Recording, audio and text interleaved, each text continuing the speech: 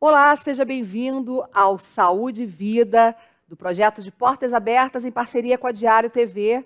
E estamos aqui trazendo assuntos relevantes para que você se informe, para que você conheça, através de profissionais de saúde, da saúde, né? A real fonte da informação, né? Assim você pode passar adiante essas informações, que sabemos que são seguras, né? Não são fake news. Então, aqui no Saúde e Vida, nós abordamos diversos assuntos para a sua informação, da sua família, dos seus amigos. Então, compartilhe à vontade, curta a nossa página no Facebook, também no Instagram, de Portas Abertas com Demudo, né? Que você pode estar se informando, inclusive no YouTube, e também na página do YouTube da Diário TV, que se chama Diário TV Teresópolis, tá? Você está convidado a participar. Então, hoje o tema é alcoolismo, né? Quem que você não conhece da sua família, do seu núcleo de amigos aí, no seu grupo de amigos?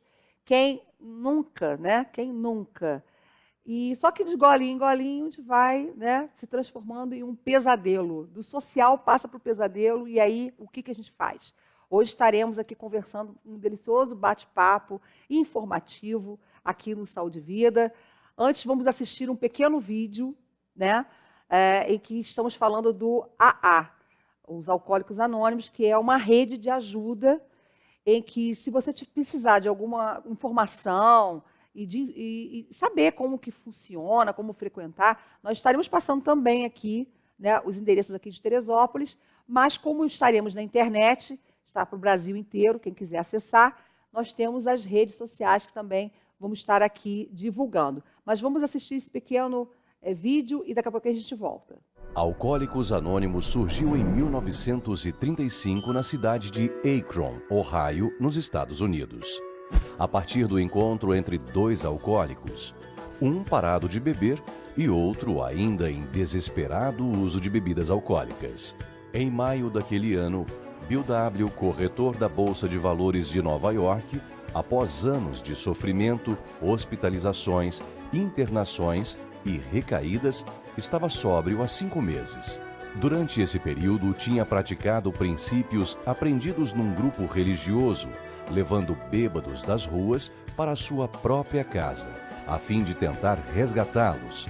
Não teve sucesso com nenhum deles, mas aconteceu uma coisa muito importante para ele.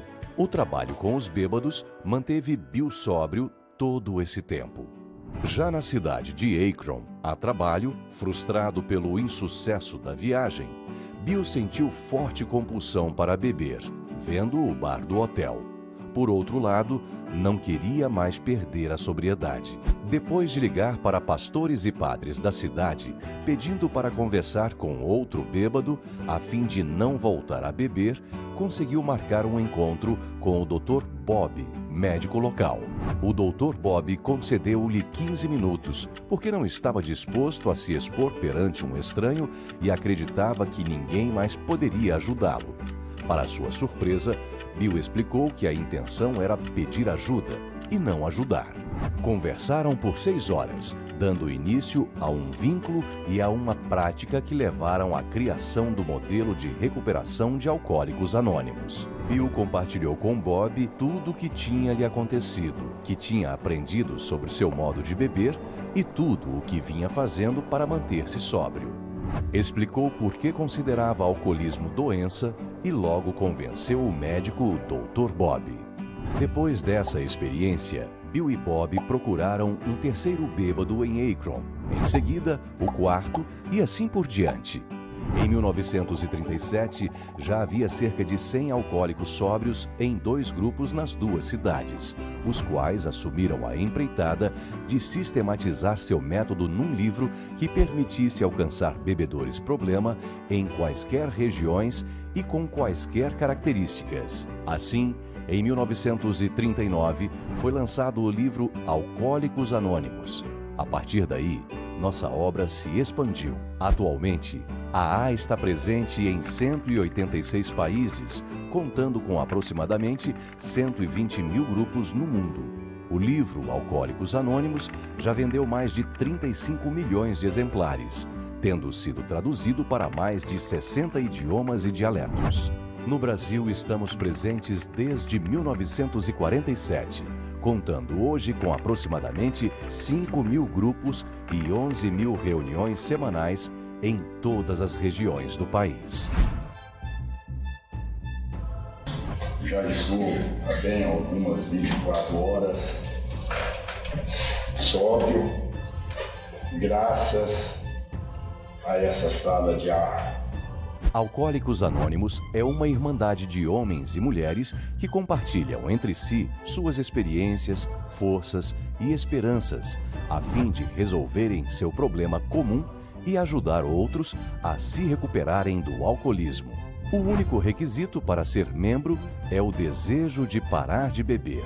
Para ser membro de AA, não há taxas ou mensalidades. Somos autossuficientes graças às nossas próprias contribuições. A AA não está ligada a nenhuma seita ou religião, a nenhum movimento político, nenhuma organização ou instituição. Não deseja entrar em qualquer controvérsia. Não apoia nem combate quaisquer causas. Não se dedica a pesquisas sobre alcoolismo, tratamento médico ou psiquiátrico, assistência social ou material, mas tendo adotado uma política de cooperação sem afiliação com outras organizações dedicadas ao problema do alcoolismo. Nosso propósito primordial é mantermos-nos sóbrios e ajudar outros alcoólicos a alcançar a sobriedade. Em nossa experiência pessoal e coletiva, o beber descontrolado funciona como uma doença física, mental e espiritual progressiva e incurável, que pode levar à morte prematura ou à loucura, quando não é detida. Alcoólicos Anônimos contam com a cooperação de milhares de não-alcoólicos que chamamos de amigos de AA, na medicina, justiça, comunicação, assistência social, educação, empresas e outras áreas utilizam sua credibilidade profissional para direcionar possíveis alcoólicos aos grupos de AA.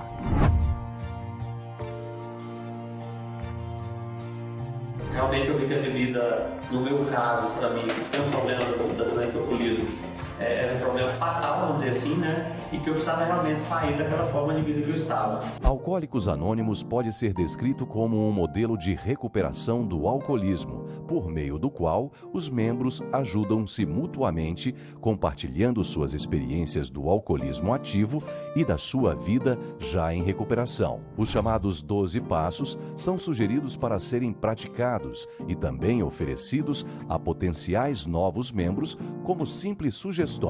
Os 12 passos funcionam como um roteiro para se construir uma nova vida. Cheguei aqui no dia 31 de julho de 2017, completamente arrasada, completamente no fundo do poço, como a gente fala, né? Eu sou mulher, eu sou mãe, eu sou avó, né?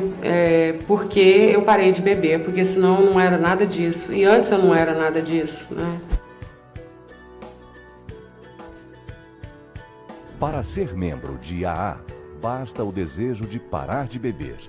Toda e qualquer pessoa é bem-vinda, não importa a situação social, idade, religião, orientação sexual ou qualquer outra condição. O membro de AA se fortalece compartilhando suas experiências com qualquer pessoa interessada.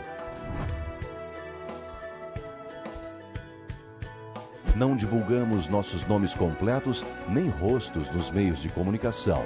Não identificamos outros membros de AA a quem não é da Irmandade para encorajar quem quiser ser membro, protegendo seu anonimato.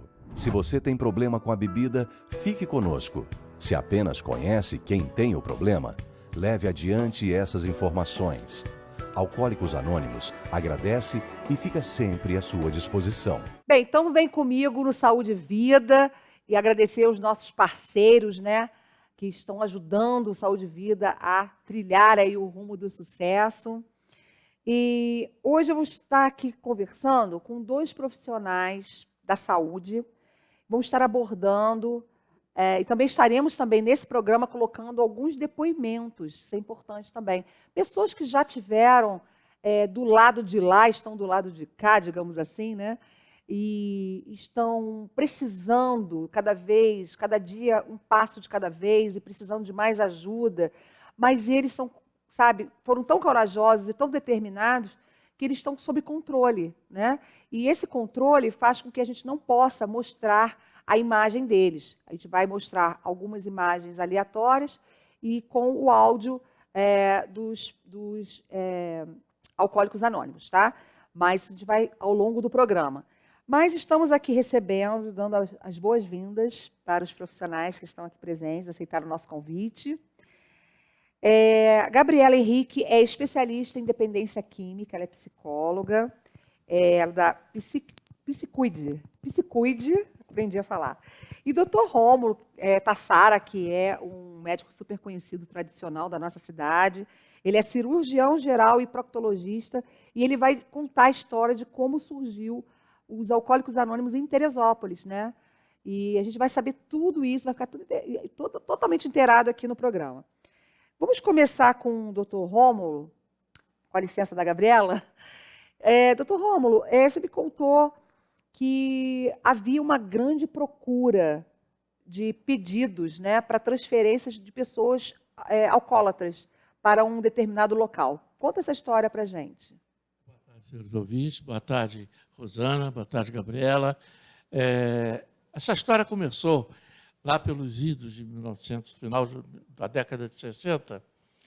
Nós trabalhávamos no Panda Barra, que era um ambulatório do SUS. E, frequentemente, a polícia chegava com algum alcoólatra sob pressão e pedia uma guia para o hospital psiquiátrico, que naquela época só tinha em Petrópolis, o Hospital Santa Mônica. E a gente fazia, porque era pedido da polícia, nós fazíamos. E esses alcoólatras voltavam, além de voltar alcoólatra, porque a ideia da época é que, sedando o alcoólatra, ele deveria melhorar o alcoolismo dele. Lê do engano. Porque, na realidade, não melhora nada. Né? Não é a química do remédio que vai fazer com que exista uma modificação do psique. Está aqui a doutora Gabriela, que eu tive um prazer muito grande de conhecê-la, é uma figura ímpar. Né? Então, a gente fazia essas guias e o alcoólatra voltava. Eu não sei, na leitura eu li, né, que foi fundado um núcleo de AA na Avenida Getúlio Vargas, no Rio de Janeiro, no Hospital São Francisco de Assis. E eu tive a ousadia de pedir a 2 ou 3 doentes meus que fossem lá para ver. E eles voltaram muito bem, obrigado, do alcoolismo, frequentando as reuniões lá do AA do Rio de Janeiro. Concomitantemente, não tem nada a ver com a formação do AA em Teresópolis, 2 indivíduos maravilhosos, Dr. Paulo Porto e o pai do Dr. Frois, que hoje é oftalmologista aqui, eles trabalhavam na SEDAI, que não tinha nada a ver com a AA, e conseguiram uma sala para as reuniões do Alcoólatra Anônimo. Tu lembra o ano, não, né? Não me lembro o ano, não. Anos Quem 70, deve lembrar 80? é o pessoal do AA mesmo. Uhum. Então, foi fundado em Teresópolis o primeiro núcleo de AA, chamado Núcleo Serrano do AA. E esse núcleo fez milagres, porque se chegou-se à conclusão, no decorrer dos tempos, você hoje olhando para trás, a gente viu que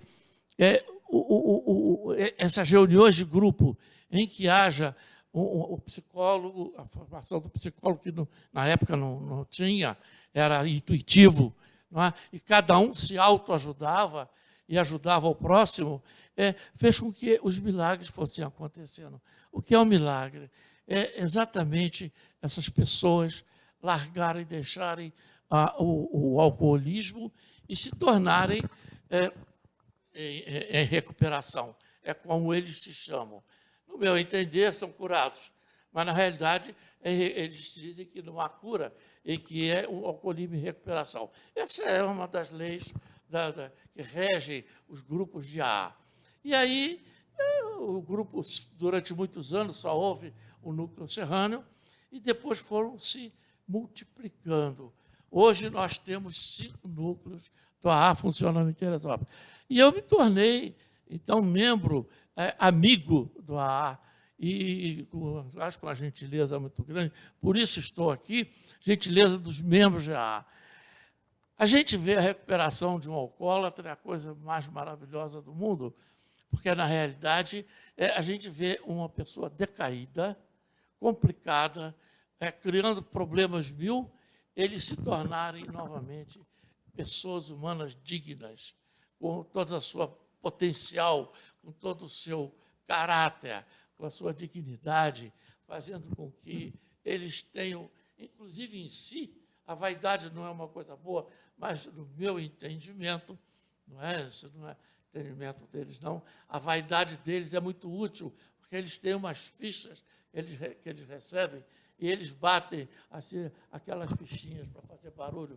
Eles são muito vaidosos, e vaidosos para o bem, porque isso faz com que outros também se recuperem. Então, essa história, muito rapidamente, fez com que eu me tornasse um membro amigo do AA, o que muito me satisfaz e o que muito me dignifica também. Eu sou convidado todos os anos para aniversário do AA, que se dá em maio, né? E, às vezes, também para uma outra reunião, e estou à disposição dos membros do AA para qualquer coisa que eles precisarem. Doutor, qual era a maior dificuldade quando o senhor recebia esses pacientes? O senhor chegava a receber os pacientes lá ou não? Ou você nem via? Recebia, me tornei um ícone, porque eles mandavam, eu até conversava, eu converso com eles, a pessoa que tem o alcoolismo, ou qualquer outro vício, o psiquismo é o mesmo, ele se torna pegajoso, ele se torna enjoado, incômodo, ele incomoda. E a gente, porque me tornava, eu fazia questão de levar a primeira vez, na primeira reunião, ia com eles, propunha, você quer se curar o seu vício? E aqueles que respondiam que sim, a gente levava a primeira ou segunda reunião, e depois eles tinham a perna própria, que é uma grande coisa. Eles começam a ter vida própria. Eles voltam, Rosana, a modificação. A doutora deve conhecer muito bem o que é isso, porque ela é especialista em dependência química, não é? É a modificação do caráter dessa pessoa, a modificação do comportamento dessa pessoa, faz com que seja uma recompensa para quem ajudou. Sim, a gente está falando, gente, de uma droga lícita que é vendida em supermercados, né? Em qualquer lugar, no bar, no restaurante, está acessível em casa, as crianças têm acesso. Eu até lembro, quando eu era pequena, eu tive um caso de uma criança, talvez tivesse 7, 8 anos, que mexeu naquelas garrafas de uísque que tinham bonitas, né? Que ficavam na sala da patroa da mãe. E ele se embebedou. Ele se embebedou com 8 anos de idade. Então, eu fiquei assim, não pode também ter acesso em casa. E os pais acham que aquilo ali não vai mexer. E se tomar um golinho também não vai fazer mal. Aí amanhã é outro golinho, amanhã é golinho. Então, a pergunta que eu quero fazer é a seguinte. A gente sabe que 50% da cura já é a pessoa querer estar no AA, né? Mas é algo que é genético, algo que já é previsto aquela pessoa ter aquela disponibilidade genética, ou isso é cultural, a questão do alcoolismo? Então, boa tarde, Rosana, doutor Rômulo. Um prazer estar aqui com vocês. Eu vou responder o que a Organização Mundial de Saúde nos ensina. Tá? O alcoolismo é uma doença biopsicossocial. Ela tem uma carga genética, sim, e hoje nós já temos estudos comprovados de que 70% da genética ela pode, sim, sobrepor essa propensão ao alcoolismo, tá? Só que só isso não é suficiente. Eu sou filho de pai alcoolista, então você é alcoolista também. Não. É uma doença biológica, psicológica e social. Então, tem a questão genética que pode pesar, somada também a parte psicológica, questões emocionais, crianças criadas em lares disfuncionais ou com alguma comorbidade. O que seria uma comorbidade? Algum outro tipo de transtorno psiquiátrico, psicológico. E o social seria um pouco nesse exemplo que você deu agora, né? A facilidade de acesso ao contato com a bebida precocemente. Nosso cérebro ele se forma completamente aos 24 anos. Então, hoje em dia, a gente tem aí, que a gente pode falar depois do inventário do AA, a maioria ingeriu álcool pela primeira vez entre 12 e 17 anos. Quer dizer, um cérebro que não está nem em formação, mas socialmente, nas festas de 15 anos, nas praças. Então, assim, é algo que é proibido de se vender para menores de 18, mas que a gente sabe que é o consumo. Ou muitas vezes aquele familiar que fala, não, então eu vou te ensinar a beber aqui em casa para você não beber errado na rua. Então, também é social nesse sentido. Então, são 2 ou esses 3 fatores associados, e obviamente, com esse comportamento inadequado do abuso ao longo do tempo, pode ir se caracterizando a progressividade da doença. E tem família, inclusive, que oferece, porque acha que para virar homem tem que beber, né? Meu filho tem que beber sim, ele tem que ser homem. Aquela cultura antiga, né? De achar que a bebida seria para isso, né? Que aí vem o peso do social. Vem o social. Né? E como que cada área dessa vai influenciando, podendo sim. Acho importante a gente também lembrar, a doença, o alcoolismo, ele é progressivo, incurável e de determinação fatal. A progressividade, ela vem, eu costumo dizer, que é como uma subida de um morro, né? Se inicia no uso, quanto mais a pessoa vai tendo contato, esse uso, a pessoa pode ir para uma fase de abuso, que são as vezes que a pessoa começa a se embriagar, a não lembrar como é que chegar num nível de intoxicação alcoólica, que é a embriaguez, né, que a gente chama alcoolemia, um nível de álcool no sangue significativo, a ponto de alterar nosso comportamento normal. Então, da fase do abuso, se instalar a dependência química da substância do álcool, da bebida alcoólica. E qual é aquela linha tênue entre beber socialmente e estar viciado em álcool? Eu penso, Rosana, que entra dentro dessa explicação que eu acabei de dar, né? Vamos dizer que seja uma roleta russa. A pessoa que bebe socialmente, o que a Organização Mundial, vamos pela ciência, o que a Organização Mundial de Saúde ela diz que é possível sem prejuízo ao ser humano? Um exemplo rápido, se for cerveja, 2 doses para a mulher e 3 doses para o homem, em uma semana no máximo. Isso é o que seria... para a Organização Mundial de Saúde, tolerável. Isso aí. Agora, nosso cérebro, né, ele cria artifícios para sobreviver às intoxicações. Se a gente come doce demais, a gente vai engordando, mas nosso metabolismo ele vai se alterando para quê? Para a gente sobreviver e sobrecarrega alguns órgãos. Assim é com a compulsão, com as compulsões no geral.